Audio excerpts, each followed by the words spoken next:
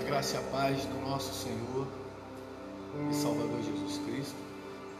Estamos dando início a mais um culto onde acreditamos que Deus tem dado essa oportunidade, não só para a nossa casa de oração, mas para inúmeras casas de orações. Viemos conversando ontem sobre isso, irmãos.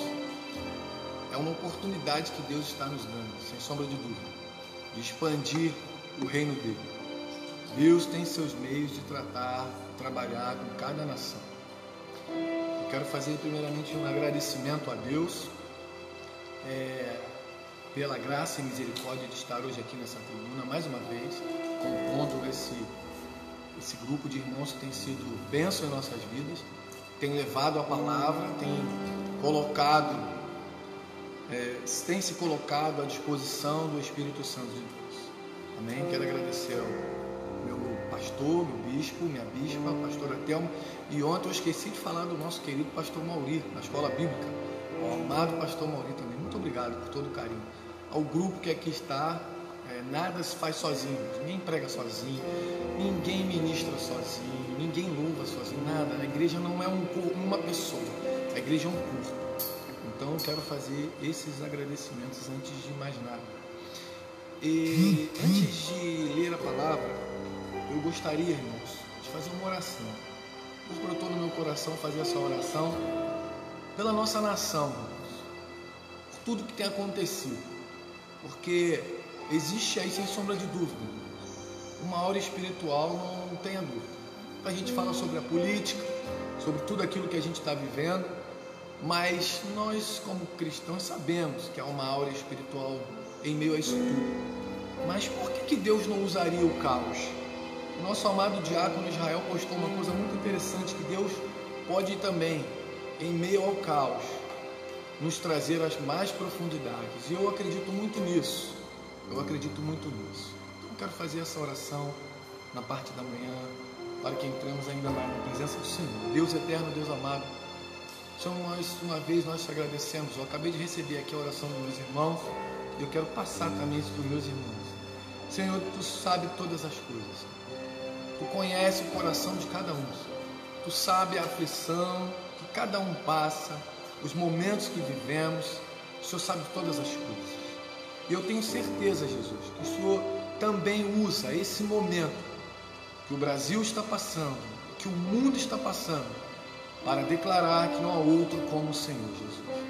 Então, meu Deus, em nome de Jesus, vem de acordo com o teu querer, Senhor, falar com cada um de nós, falar aos corações daqueles mais distantes, Senhor, daquele irmãozinho que talvez já não tivesse mais nem vindo à igreja, mas tu tem usado os teus servos nesse lugar, como nos outros também, para alcançá-los, e que nós nunca venhamos nos esquecer, ó Deus, daquele que tem nos guardado. Obrigado, Espírito Santo, porque se momentaneamente o templo não está podendo abrir, o Senhor continua com as portas abertas através da via internet. Nós te agradecemos por isso também. Continue conosco, Pai. É o que nós te pedimos em nome de Jesus. Amém. Meus irmãos, quero então também agradecer a todos que estão nos assistindo. Estou vendo aqui e sei que Deus é bom, irmãos. E tudo que Ele faz é maravilhoso. A palavra que Deus brotou no meu coração é uma palavra em que entram dois homens que foram usados exatamente em momentos de caos, exatamente em momentos de dificuldade, exatamente em momentos em que haviam perguntas e questionamentos. São nações que estavam realmente no mesmo âmbito. Um foi usado para libertar, o outro foi avisado ou usado também para informar um momento de exílio. Ou seja, duas situações distintas, porém com a cobrança muito parecida. Eu quero começar a falar com meus irmãos sobre o profeta Abacuque. Abacuque, capítulo 1. Somente 2 versículos, irmãos. O versículo 2 e o versículo 3. Depois nós vamos ler Êxodo. Amém, meus queridos irmãos? Diz assim Abacuque, capítulo 1. O peso que viu o profeta Abacuque. Até quando, Senhor, clamarei eu? e tu não me escutarás. Gritarei violência e não salvarás. E o versículo 3 diz: por que razão me fazes ver a iniquidade e ver a vexação? Porque a destruição e a violência estão diante de mim.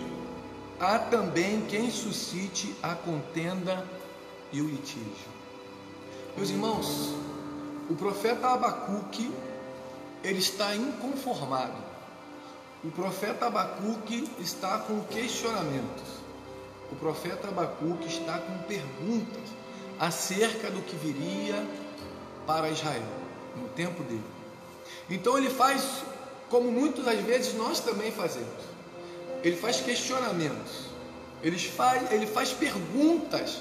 Eu tenho certeza, amado irmão, que alguém em meio a isso tudo que nós está acontecendo, fizemos algum tipo de questionamento. Porque agora que eu consegui o meu emprego, agora que as coisas estavam andando, agora que isso ia acontecer, agora que esse plano estava chegando próximo de ser realizado, aquele sonho, e ele faz uma longa jornada de questionamento. O profeta Abacuque, ele questiona a Deus, ele praticamente quer ensinar a Deus como tratar aquela nação. E o que me chama a atenção, meus irmãos, é que Deus não fala nada. Deus deixa o Abacuque desabafar. Deus deixa o Abacuque falar o que ele quiser. Então ele põe para fora. Por que o Senhor vai permitir que isso aconteça? Nós somos a tua nação. Nós somos um povo escolhido.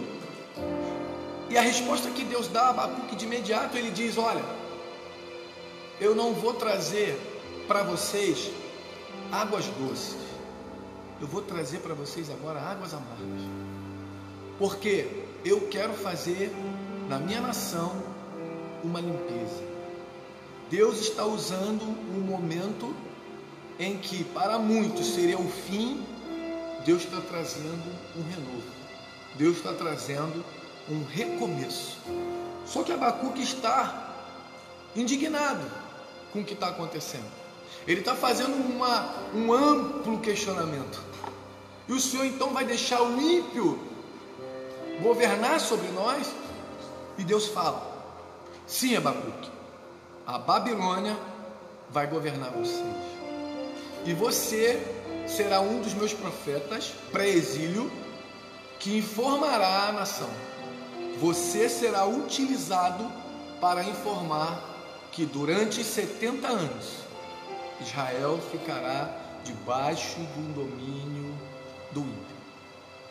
Meus irmãos, Abacuque, em meio aos seus questionamentos, em seus momentos de perguntas e questionamento, por que não dizer também em momentos de murmurações, ele questiona a ponto de dizer para Deus: Senhor, o Senhor vai então exercer um juízo sobre nós?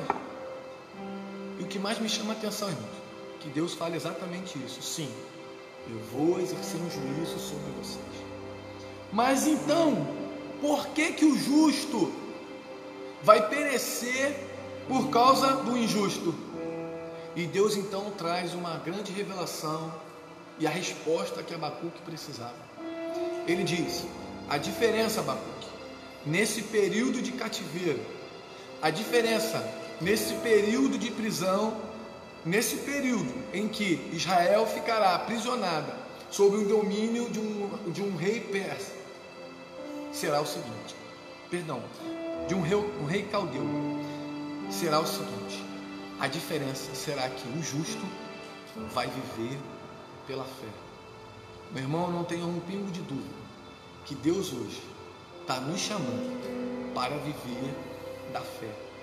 A diferença dos que hoje estão aqui, hoje, vivendo nossos momentos, nossos dias, esses de aflições, sem sombra de dúvida, será a fé que você tem no seu Deus, a fé que você tem naquele que tem crido.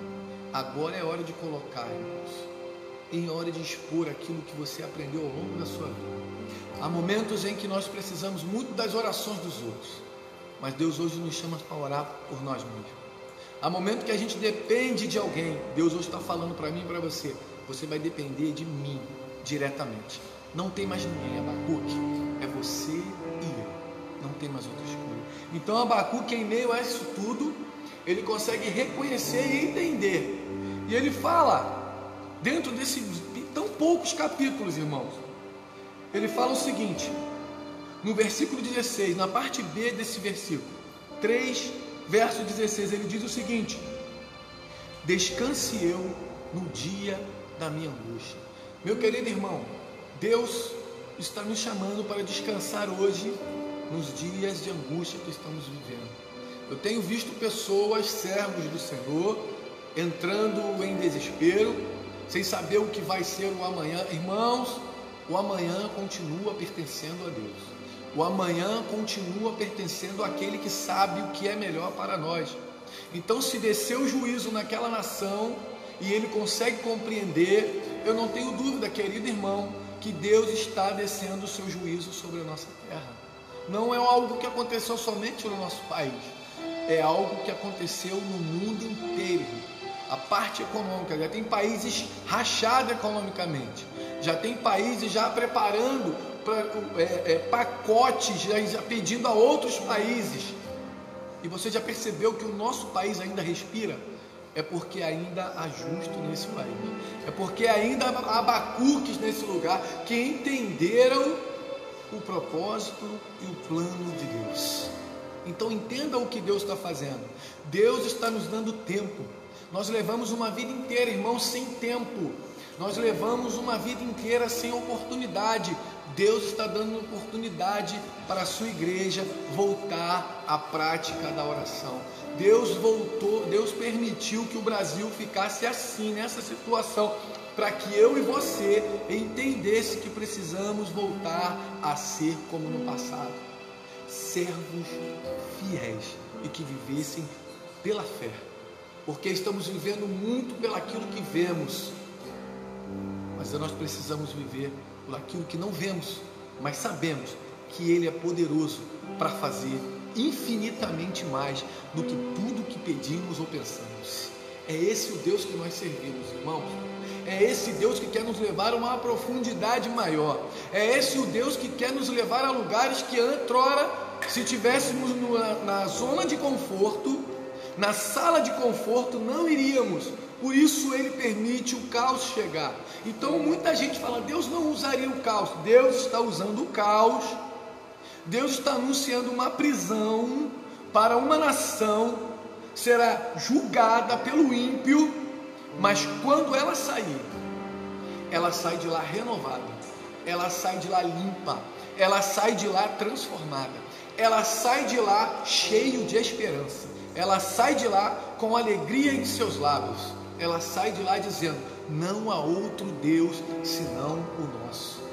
Então eu creio, meu querido irmão, que o que está acontecendo, não só no nosso país, mas em principal aqui para nós, igreja do Senhor, é para que haja um despertamento, irmãos, é para que haja um novo levantar, é para que Deus levante novos Abacuques, para que Deus levante novos Neemias, novos Ageus do nosso tempo e reconstrua aquilo que vem quebrado durante muito tempo, irmãos.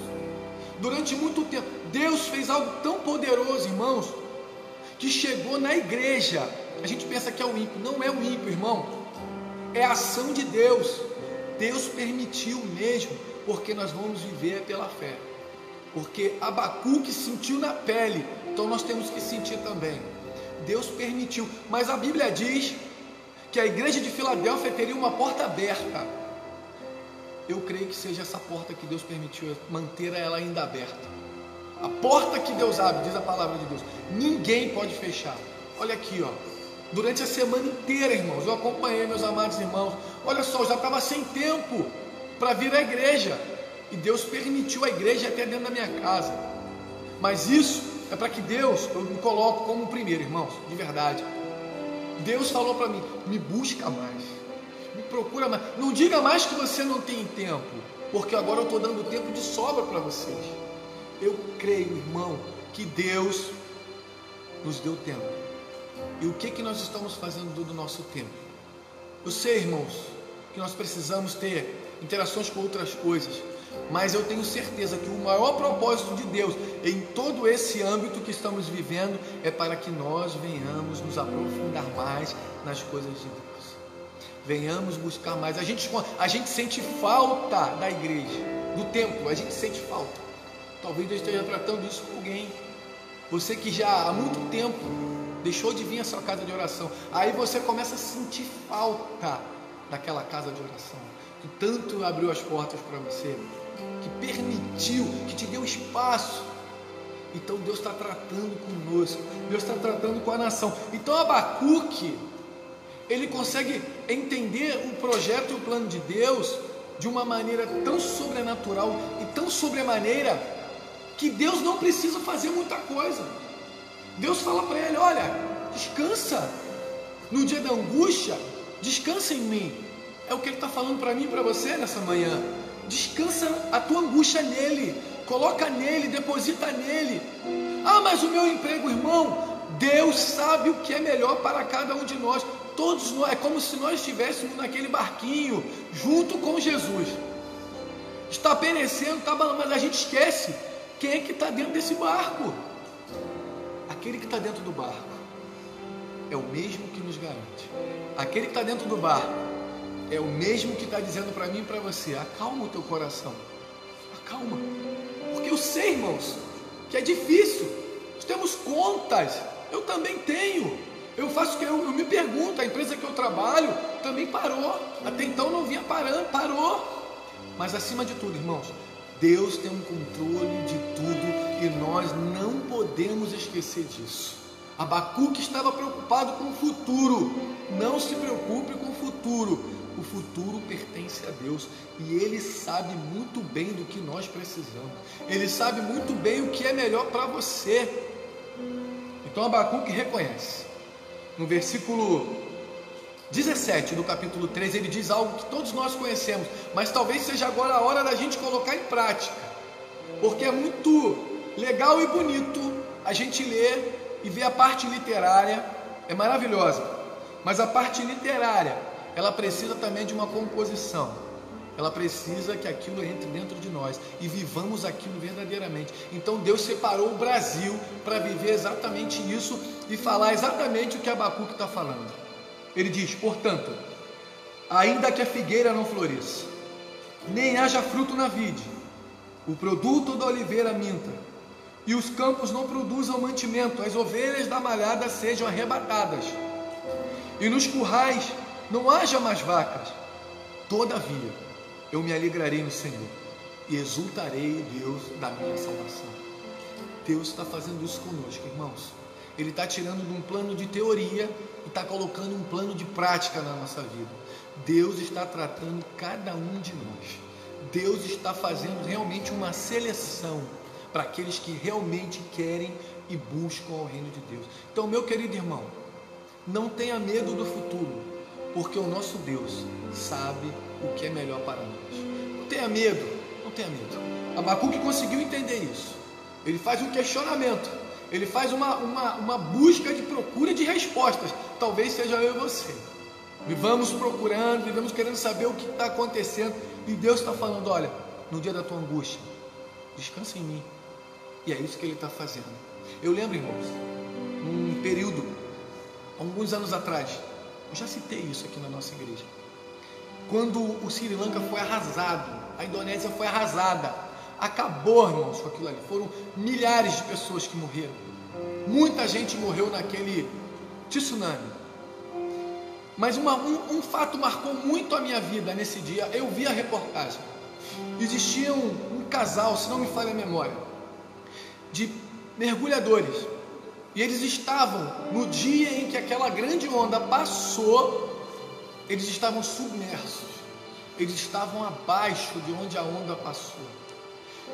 E eles observaram uma ausência de peixes, eles observaram uma pequena ondulação, mas nada além disso.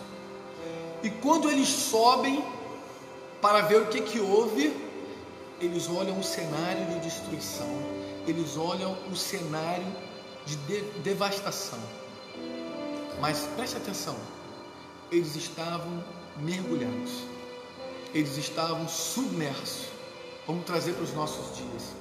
Aqueles que estão submersos, aqueles que estão mergulhados em Cristo, toda essa onda, toda essa assolação passará. E você vai perceber, meu irmão, que não foi tão grande assim, porque o teu Deus te levou para o mais profundo das águas do Espírito Santo de Deus. Então eu creio muito nisso, irmãos. Eu creio que Deus está nos dando tempo para buscarmos ao reino de Deus.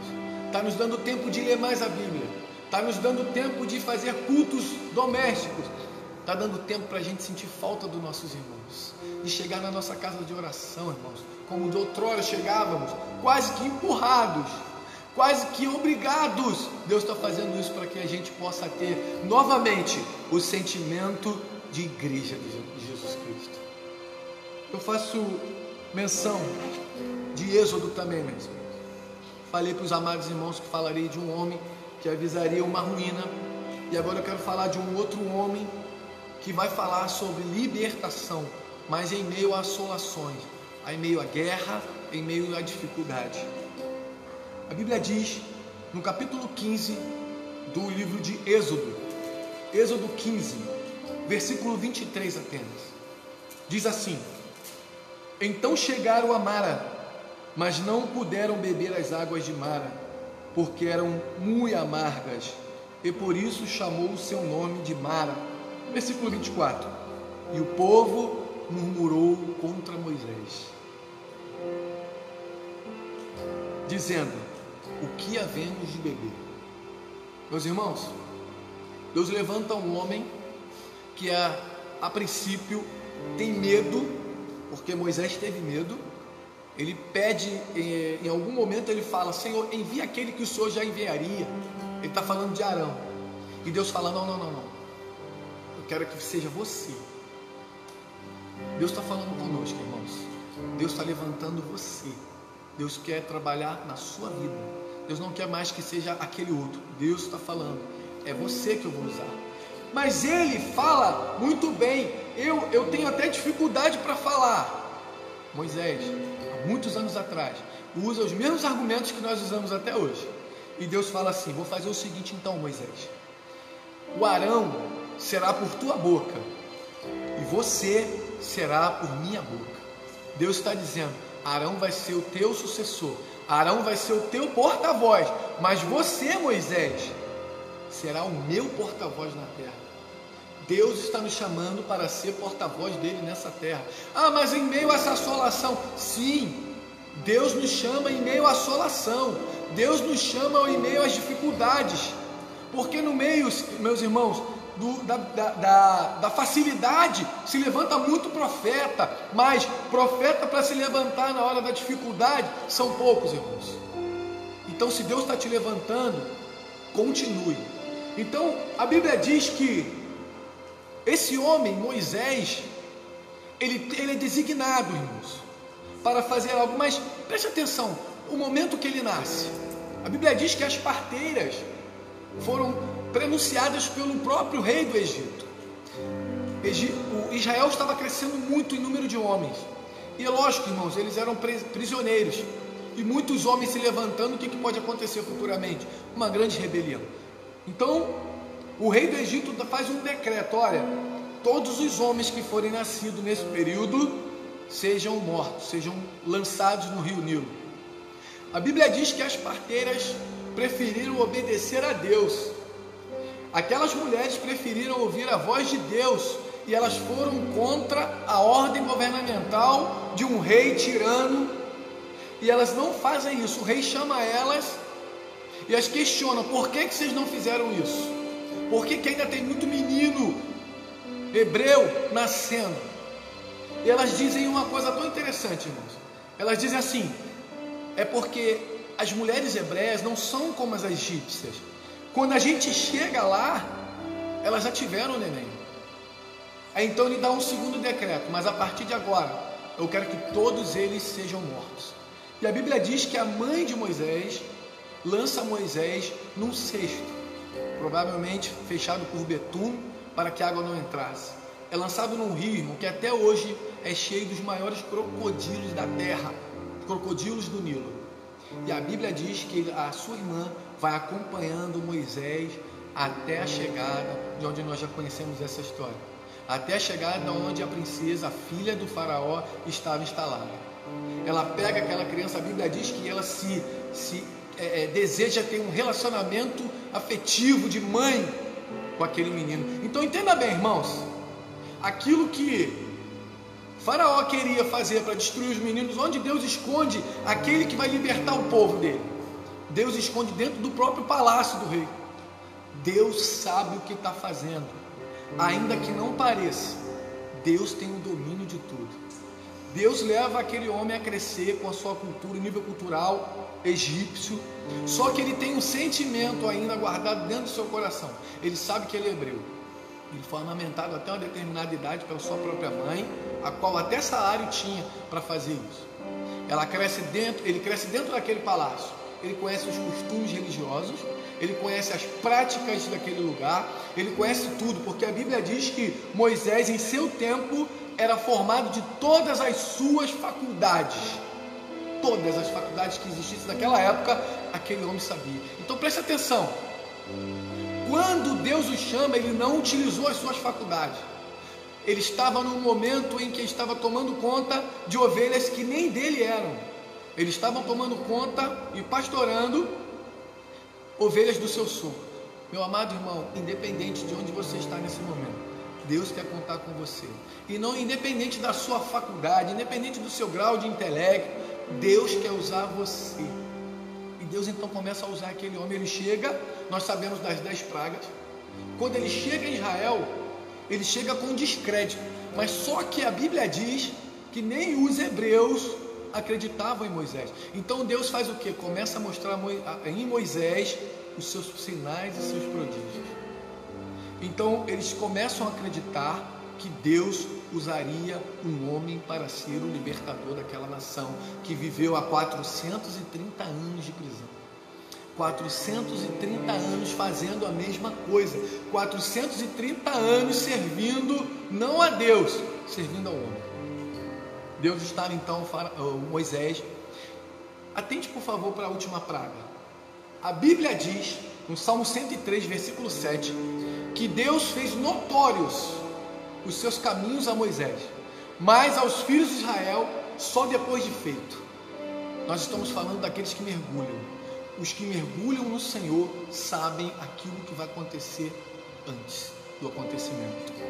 Os filhos de Israel, Deus só permitiu ver os seus feitos, mas a Moisés fez notórios os seus caminhos.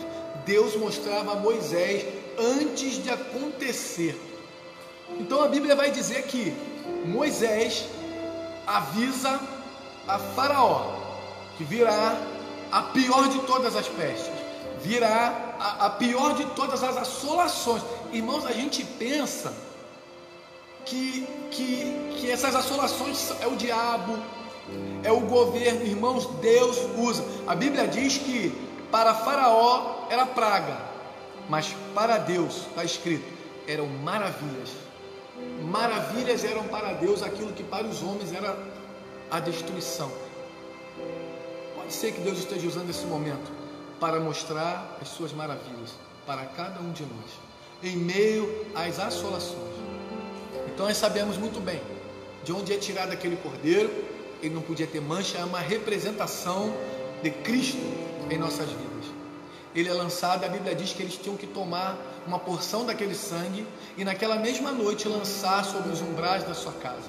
E quando eles lançam sobre os umbrais, a Bíblia diz que aquele anjo tinha até um nome, chamava-se Destruidor. Ele veio realmente para destruir. E a Bíblia fala que na casa dos hebreus, Deus poupou o seu povo. Eu não tenho dúvida, irmãos, que Deus está poupando os seus também nesses tempos. Deus está poupando as nossas vidas também nesses tempos. E a gente às vezes entra no ímpeto como o povo de Israel, que antes mesmo de sair do Egito já estavam murmurando. Porque para Moisés, que vivia num mergulho com Deus, ele já sabia o que aconteceria. Mas para os filhos de Israel, eles só sabiam aquilo que ia ser feito. Meu irmão, não murmure, não reclame. Não seja você um desses murmuradores que saíram do Egito. Deixa Deus fazer aquilo que Ele tem para fazer nas nossas vidas.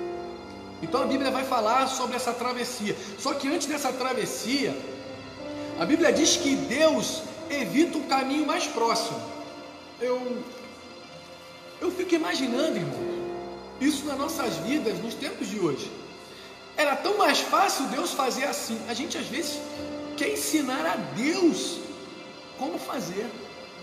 Irmãos, a gente está falando de um ser eterno, de um ser que de eternidade a eternidade sempre foi o mesmo, e Ele não sabe o que está fazendo, Ele não sabe tratar com o Brasil ou com o mundo. Irmãos, nunca fugiu do controle de Deus todas as situações, nenhuma circunstância fugiu da mão de Deus. A Bíblia diz que o Senhor faz eles saírem por outro caminho. Esse caminho eles iam dar de frente com os filisteus. Era um povo já preparado, montado e apto para a guerra. Preste atenção.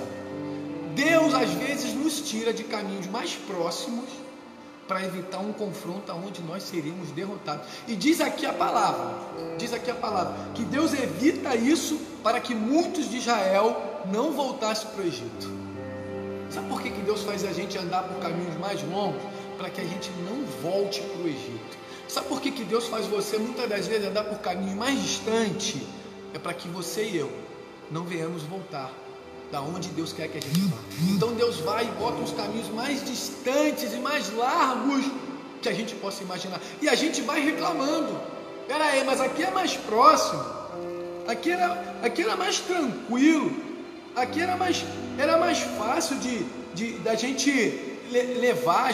Não, irmão. Deus sabe o que é melhor para mim. Deus sabe o que é melhor para você. Deus sabe o que é melhor para mim. Deus sabe o que é melhor para a igreja do Brasil. Deus sabe o que é melhor para todos nós. Então Deus não permite o povo de Israel sair por esse lugar. E o que Deus faz? Aquela história que todo mundo já conhece. Deus leva Israel para um caminho mais longo. Por que Deus quer levar Israel para um caminho mais longo? Porque Deus quer que eles se aprofundem mais em Deus.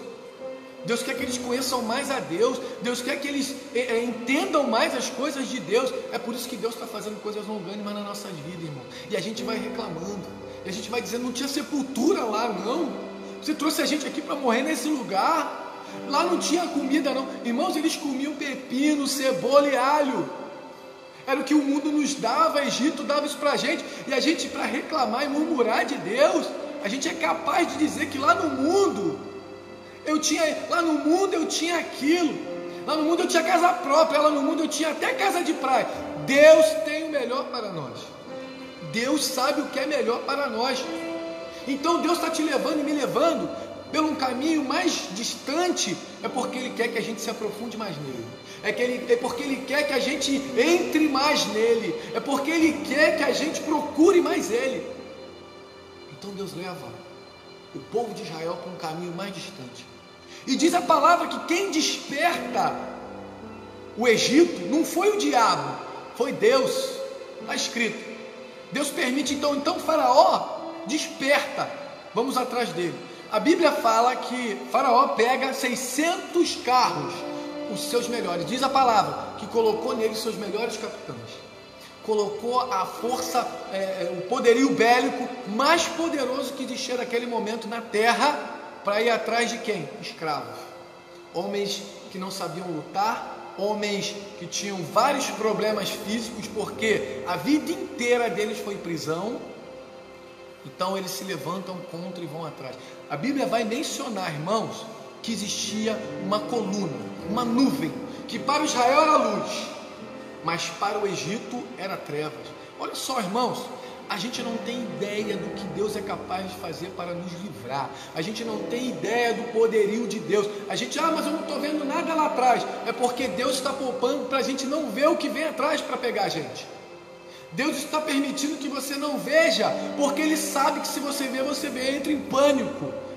Então Deus não permite Israel ver. E Deus está tratando também com o Egito na escuridão. E Israel tinha luz para poder caminhar num momento em que não existia mais luz. Quem conhece a história do deserto sabe, irmãos, que os 24 horas lá são diferentes das nossas 24 horas.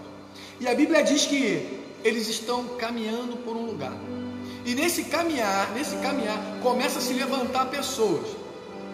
A gente vai chegar em algum lugar? A gente vai chegar aonde? Porque o que eu vejo é um mar. E quem é que vem atrás? Faraó. E eles vêm com os seus melhores. Seria um genocídio, morte em massa. Mas os que servem ao Senhor sabem a quem está servindo. Moisés era um homem que vivia em oração. Moisés era um homem que mergulhava em Deus. E todos que mergulham em Deus, irmãos, sabe aonde Deus vai levar eles. Sabe que mesmo ao meio ao caos, o seu Redentor vive para todos sempre. Então eles estão cobrando a Moisés.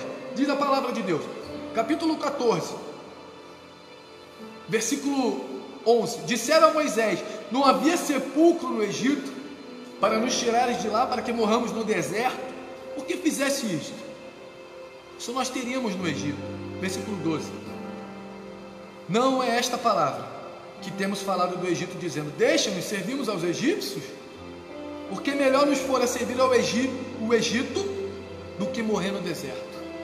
Irmãos, Deus não leva ninguém para o deserto para morrer no deserto. Deus leva você e eu para o deserto para mostrar as suas maravilhas, para mostrar aquele a quem serve a Deus os seus milagres e feitos. Deus então leva aquele povo para um lugar mais distante, vem o Egito atrás, o medo toma conta, a Bíblia diz. Presta atenção nisso, irmãos. Eu quis fazer mesmo algo diferente, porque eu sempre li, irmãos, desde que eu estudei a passagem do Mar Vermelho, a Páscoa que eles chamam, de uma maneira, mas Deus me mostrou esses dias de uma outra forma. Quando eles chegam na beirada, Moisés está sem saber o que fazer, porque o líder está sendo sufocado pelas murmurações, o líder está sendo massacrado, ele está sendo apontado: olha, o que você vai, resolve aí, porque os caras estão vindo atrás da gente. Moisés pergunta a Deus, e a gente pergunta a Deus: o que eu vou fazer, Senhor? E Deus está falando assim, ó: por que você está me perguntando? Por que você não age, Moisés? Porque lembra do que eu falei no início? Moisés é boca do Deus eterno. Arão é boca de Moisés. Mas Moisés, é como se Deus falasse: Moisés, eu vou tirar umas férias, resolve aí o seu problema, que agora eu sou com você. Então olha só, Moisés, diz a palavra de Deus, toca nessas águas. Todo mundo sabe que a vara de Moisés toca na água. Presta atenção, está escrito aqui, meu irmão, não é coisa da minha cabeça não. No versículo 21 do capítulo 14: então Moisés estendeu a sua mão sobre o mar, e o Senhor fez retirar por meio de um forte vento oriental toda aquela noite, e o mar tornou-se em seco, e as águas foram partidas. Preste atenção, querido irmão. Deus usou o vento, não foi as águas que abriram por si próprio. Deus usou o vento para abrir o mar. E de onde vem esse vento, irmão Marcelo? A Bíblia está dizendo aqui que é um vento oriental. O Oriente era após o Mar Vermelho. Deus usou um vento pós o Mar Vermelho para abrir. Essa é para você que pensa que está tocando na água e não está acontecendo nada. Porque Deus fez exatamente o inverso do que aquilo que eu pensei em toda a minha vida. Deus não abriu o mar de onde Moisés tocou. Deus abriu o mar do contrário. Deus abriu o mar com vento de lá para cá. Então você está tocando aqui e não está vendo nada. E Deus já está agindo na tua vida e você está reclamando. E Deus já está abrindo coisas na sua vida e você não está vendo, está murmurando. Deus já está fazendo, usando, irmãos, mudando a rota de um vento por causa de você.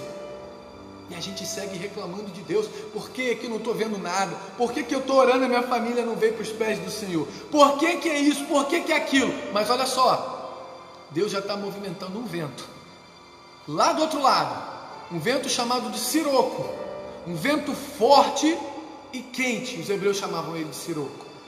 E esse vento vem abrindo o mar, ao contrário, ou seja, Deus está abrindo coisas na minha e na sua vida, que vão ao contrário das nossas expectativas.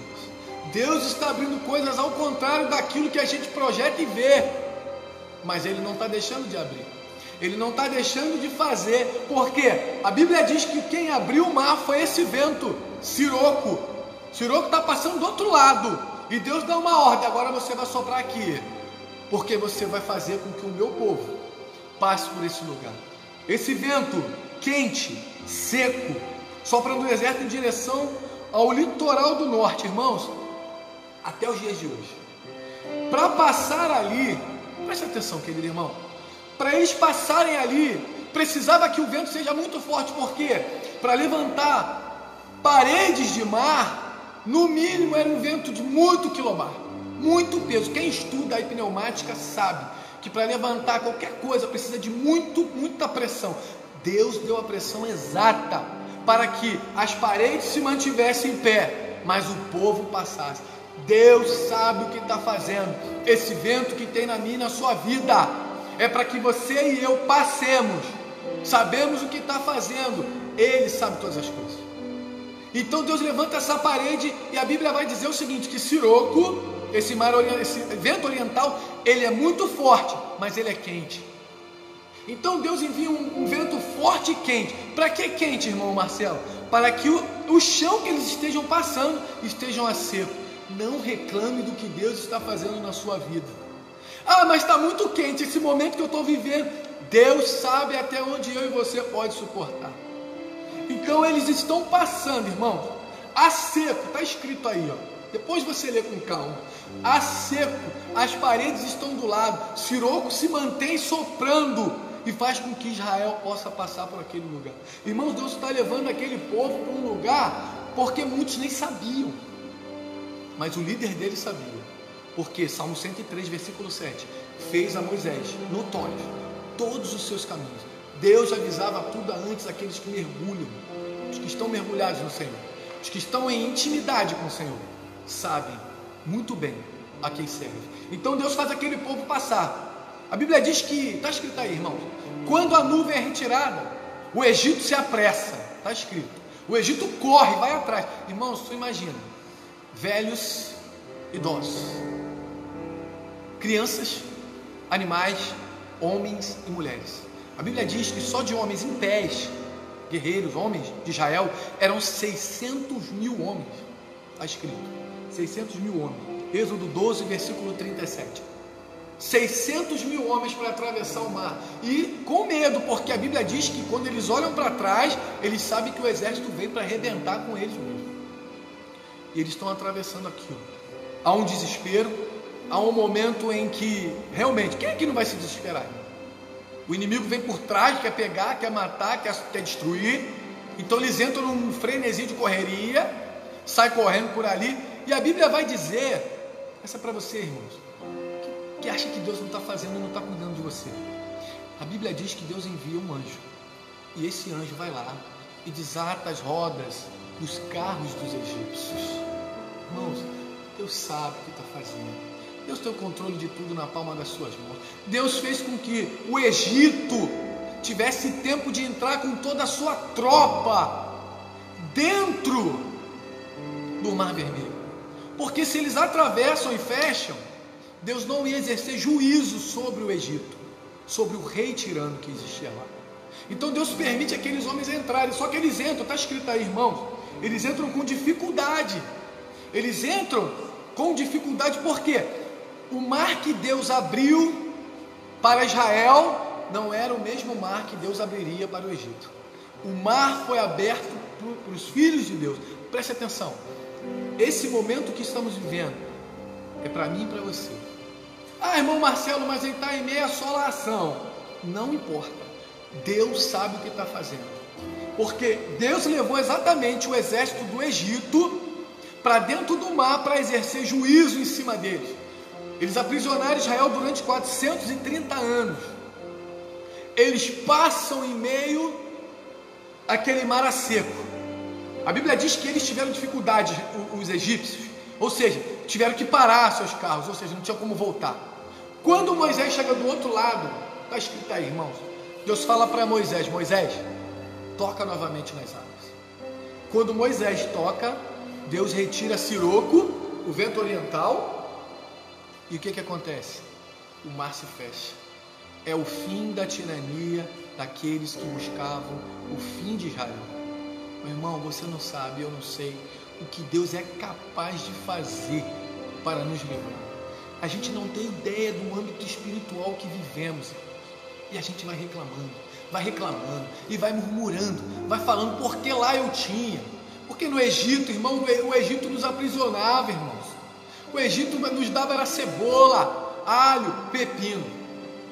Mas atente a alguma coisa aqui agora. Estou chegando ao final, tá, irmãos? A Bíblia diz, onde nós lemos, que o povo de Israel caminha durante 3 dias.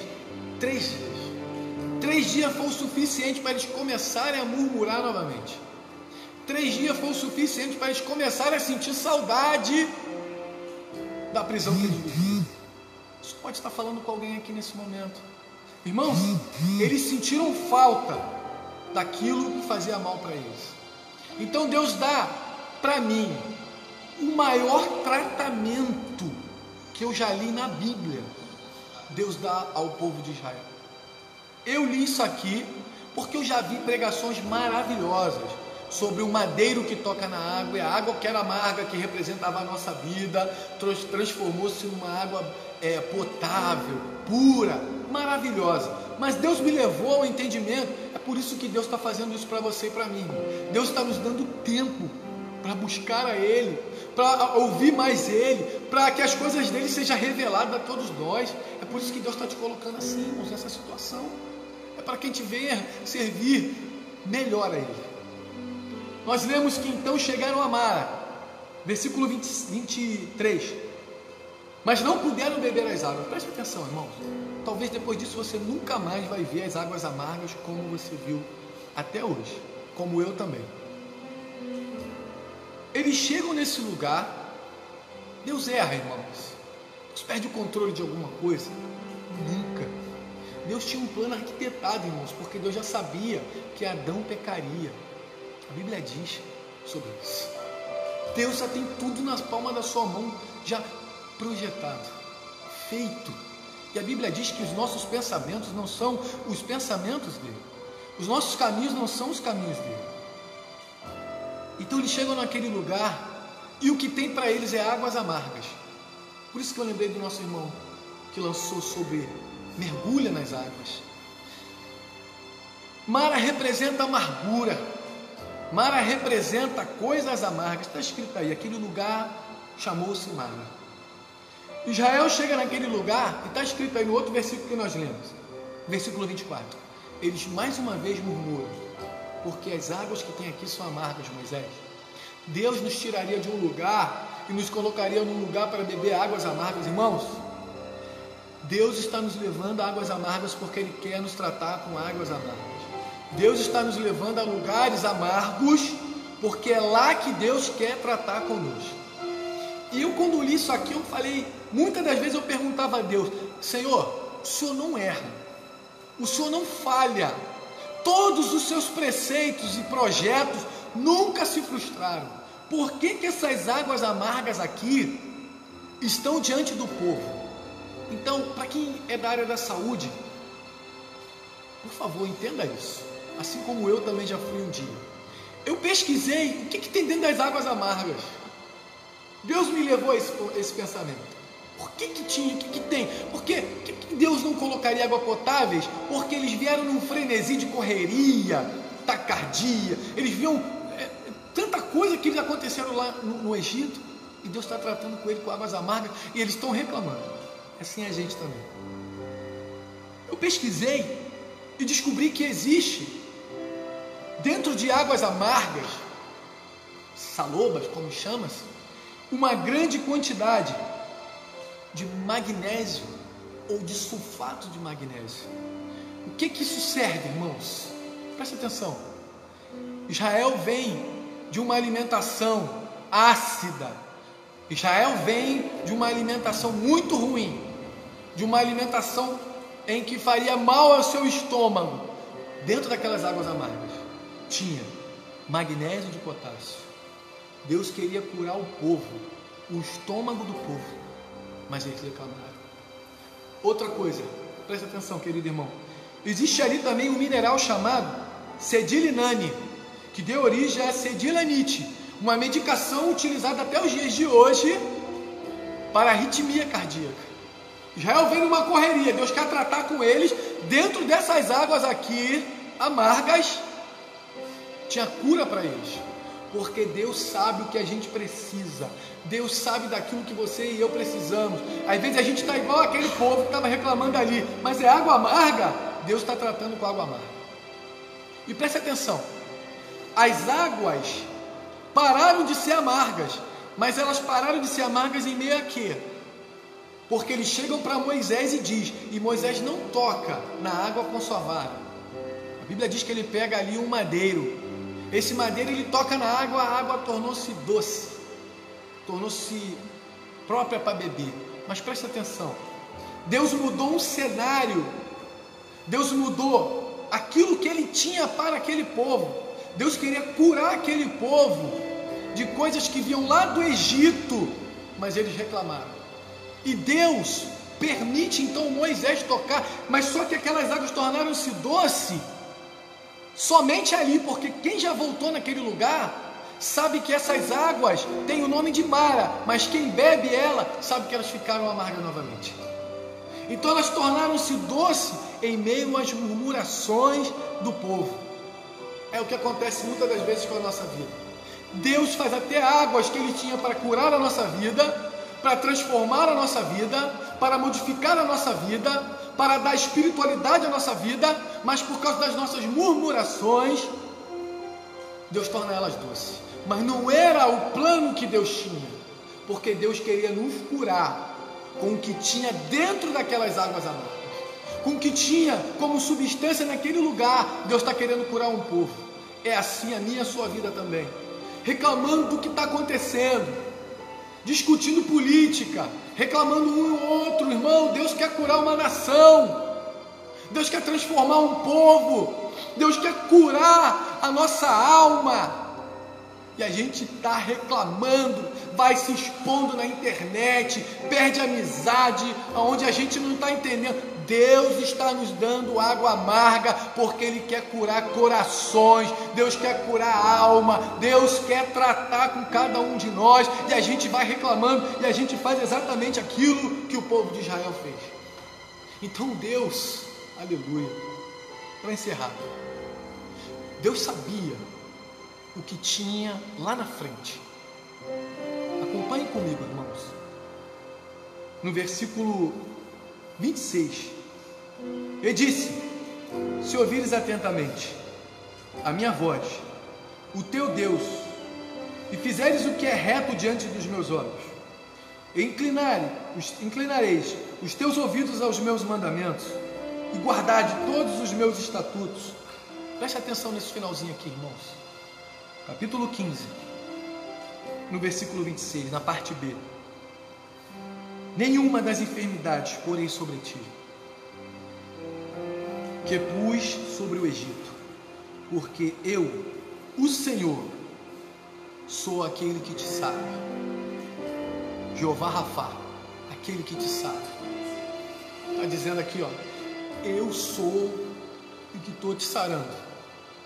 Eu sou aquele que estou tratando com você. Mas ele fala assim: se você ouvir atentamente a minha voz, e fizeres tudo reto diante dos meus olhos, e atentamente inclinares os seus ouvidos, nenhuma das enfermidades chegará à sua casa.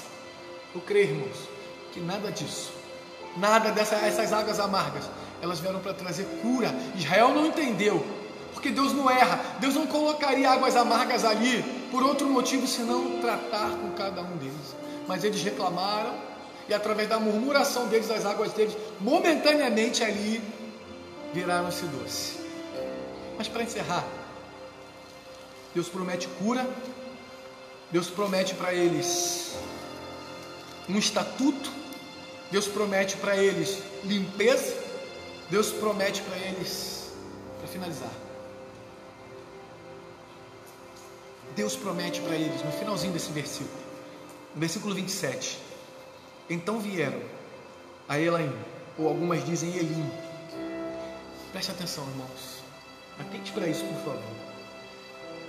Deus tinha lá na frente, aleluia, 12 fontes de águas, junto a 70 palmeiras.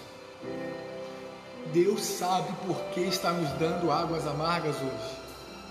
Porque lá na frente tinha 12 fontes e 70 palmeiras esperando ele. Não questione a Deus. Não reclame do que Deus está fazendo. Não peça para Deus mudar o cenário de amargura das águas que Ele está colocando na sua vida. Porque esse capítulo encerra dizendo que ali havia, quando eles chegam nesse lugar, 12 fontes de águas potáveis. Não era uma, era 12. E tinha também 70 palmeiras naquele lugar. Deus sabe o que está fazendo na minha e na sua vida, meu irmão. Deus sabe perfeitamente que lá na frente tem águas potáveis para você. Deus sabe também que lá na frente tem 70 palmeiras te esperando. Então não perca, não faça como o povo de Israel, não murmure, irmão, isso serve para todos nós.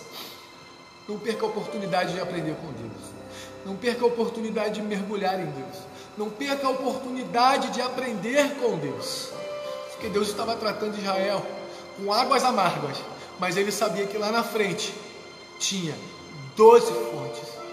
Eu quero falar para você, meu irmão, já estou encerrando, que Deus tem 12 fontes para você, que Deus tem 70 palmeiras para você e tua casa.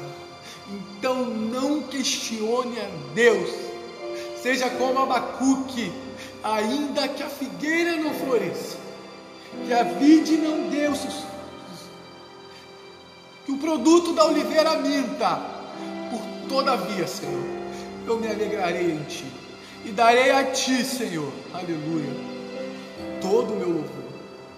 Não reclame das águas amargas. Não reclame do que Deus está fazendo na sua vida. Não questione a Deus. Não murmure.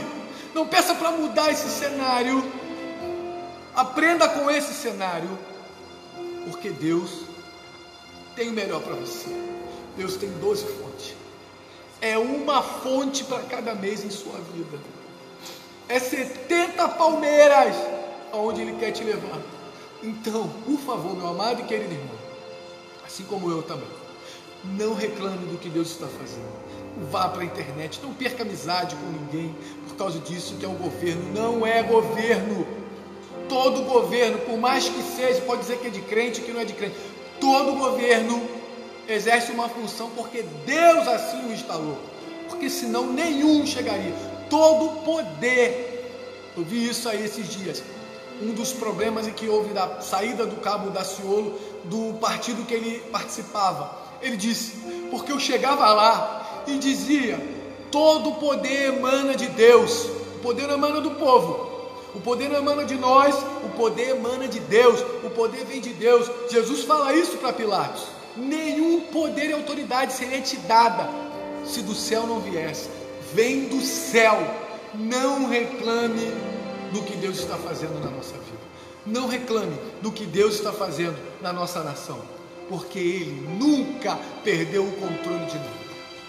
Meus irmãos, eu quero nesse momento dizer para os meus amados irmãos, de verdade, eu aprendi com isso. Eu nunca mais eu questiono das coisas amargas que Deus colocar na minha frente. Mas eu vinha de um momento tão complicado na minha vida, eu vinha de um momento tão difícil, eu já escapei de uma coisa, agora eu vou cair nisso. É porque Deus está tratando com cada um de nós. Então beba das águas amargas, não reclame, porque lá na frente tem águas potáveis para você, tem um lugar de repouso para você, tem um lugar de bênção na sua casa, tem um lugar de vitória na sua vida, tem um lugar de descanso te esperando. E faça como o Abacuque fala também, nos dias da angústia, que eu descanse nesse dia. Descansa no teu Senhor, porque Ele sabe o que está fazendo. Que Deus assim nos ajude, que Deus assim nos abençoe e que nunca falte sobre cada um de nós o óleo tão precioso do Espírito Santo em nossas vidas. Amém? Até aqui o Senhor me deu. Eu quero fazer um agradecimento. Quero também fazer uma oração aqui pelo nosso cesto. Nossos irmãos têm orado aqui. E após a oração, eu gostaria de louvar um hino. Um hino que brotou muito forte ao meu coração. Sobre águas. Mas eu quero fazer essa oração aqui primeiro. Deus, muito obrigado, Senhor, por tudo que o Senhor tem feito em nossas vidas, pela Tua graça redentora, pela Tua palavra, Senhor, por mostrar-nos, ó Deus, que havia cura mesmo em meio às águas amargas. Senhor, talvez hajam pessoas aqui, nesse cesto, Senhor, vivendo suas águas amargas e reclamando, talvez não entendendo o plano e projeto de Deus. Mas nessa hora, Senhor, em nome de Jesus, a princípio, Senhor, nós pedimos que eles consigam entender que todas as coisas compreendem e ocorrem para o bem daqueles que amam a Ti. Senhor, socorre o aflito, Pai. Socorre, meu Deus, aquele que está necessitado nessa hora. Senhor, há famílias dependendo, ó Pai, somente de Ti. E às vezes a gente acha que depende de uma cédula, de um governo, mas a nossa dependência vem de Ti. Espírito Santo de Deus, colocamos a vida de todas as pessoas que aqui estão, Senhor, dos nomes que foram dados, ó Pai, fotografias aqui representadas, Senhor, vai de encontro com cada um. Nós pedimos em nome de Jesus que tudo aquilo, ó Pai, em meio ao Teu desejo, seja realizado na vida dos meus irmãos, Pai. Pessoas, ó Pai, nessa hora, Senhor, nós bloqueamos essa ação, Senhor, de todo esse vírus, ó Pai. Mas pedimos acima de tudo, ó Pai, que a Tua vontade seja extensiva em nossas vidas. Nós te pedimos nesta manhã, sabendo a quem nós temos crido. Vá, ó Deus, em nome de Jesus, ao encontro do coração aflito, ao encontro do desesperado, ao encontro do depressivo. Vá, Senhor, ao encontro dele, porque nós sabemos, ó Pai, que as Suas águas são as melhores para nós. Seja ela amarga, seja ela doce, nós sabemos que o que o Senhor tem para nós é o melhor. Que Deus nos abençoe, em nome de Jesus. Amém. Louvemos ao Senhor, em nome de Jesus. Louvemos ao Senhor. Louve ao Deus, em nome de Jesus, nesta hora.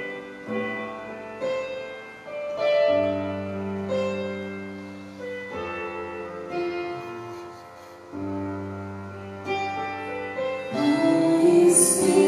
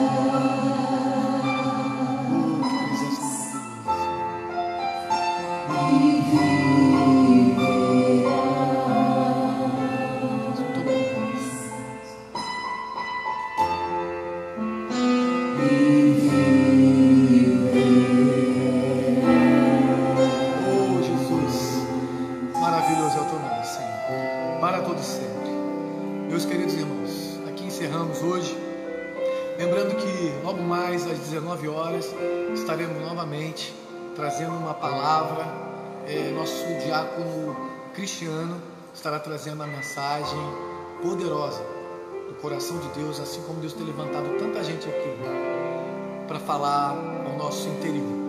Deus continue abençoando a todos aqueles que vêm a esse lugar. Meus irmãos, por favor, atente aos nossos horários aí de live. Vamos continuar como live. Nós projetamos colocar os mesmos horários para quando isso tão logo acabar, a gente tenhamos ainda os nossos horários bem fixados dentro de nós. Amém? Hoje à noite, às 19 horas, culto evangelístico, nosso pregador, irmão Cristiano. Terça-feira, às 15 horas, culto de oração. Quarta-feira, culto do Espírito Santo, às 19 horas. Sexta-feira, culto de jejum e oração, 9 horas da manhã. Teremos consagração, primeiro sábado já é semana que vem, amados irmãos. Primeiro sábado, semana que vem, consagração, 8 horas da manhã. Nós convidamos também para estar conosco na live. Culto da juventude, teremos, queridos irmãos? Ou por enquanto não. Só na outra, teremos mais à frente. Nós anunciaremos em nossas páginas. E Escola Bíblica Dominical, às 8 horas da manhã, voltaremos. Ontem eu fiz às 18 horas, devido ao momento que eu estaria aqui pregando. Amém, queridos? Então, estamos encerrando, agradecendo mais uma vez por tudo que o Senhor tem feito e realizado em nossas vidas e há de fazer. Creia você, meu querido irmão, que Deus tem muito mais do que pensamos ou pedimos. Eu profetizo na tua vida 70 palmeiras e 12 fontes de águas potáveis estão lhe aguardando. Não reclame nesse momento das águas amargas, porque Deus sabe o que está fazendo. Que Deus assim nos ajude e nos abençoe em nome de Jesus. Amém.